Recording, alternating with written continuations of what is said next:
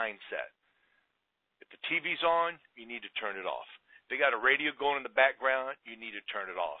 I normally say, do you mind turning the TV off? Because I don't want to sit and raise my voice and show any type of disrespect to you.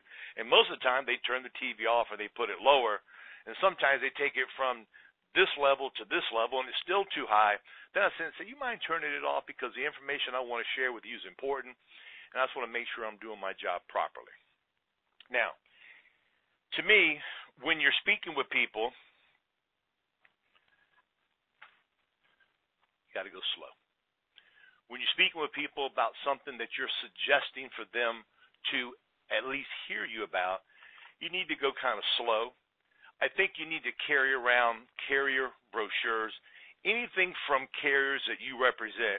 You need to let people see what they have. I like doing critical illness programs. I like doing cancer programs. I like doing programs to where people feel comfortable in what you're talking about. People want to make sure that they want to spend money properly.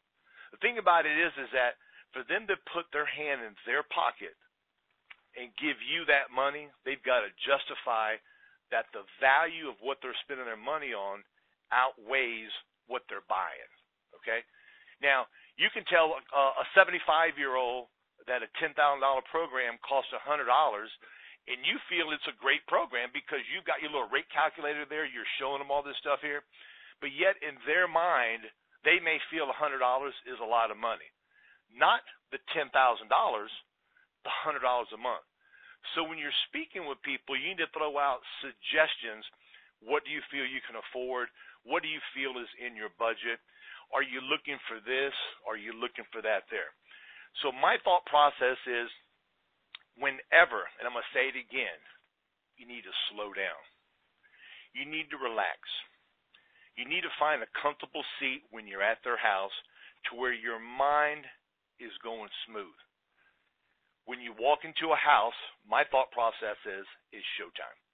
You're on a Broadway stage. As soon as you knock on that door, whether it's an appointment, a drive-by, or door knock, a referral, doesn't matter what it is, you've got to have your mind set that it's time to go on stage. And when you get your mind programmed that way, what happens is that it slows you down.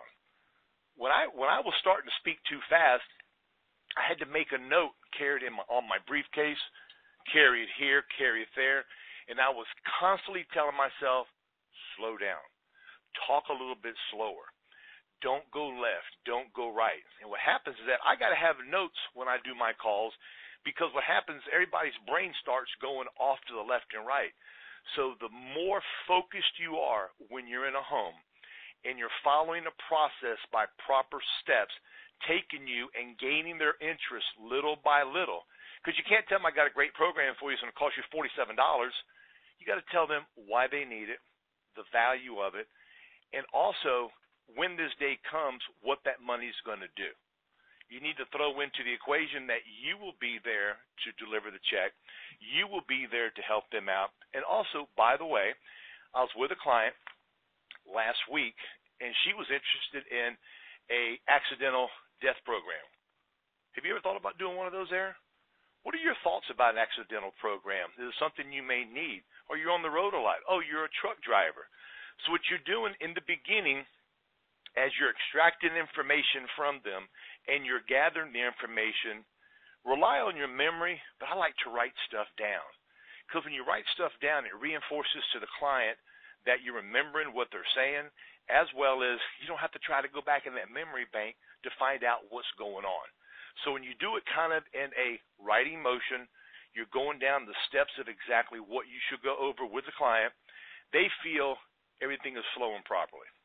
Because when I first started, I used to go to the left, I used to go to the right, I went high, I went low. I was all over the place.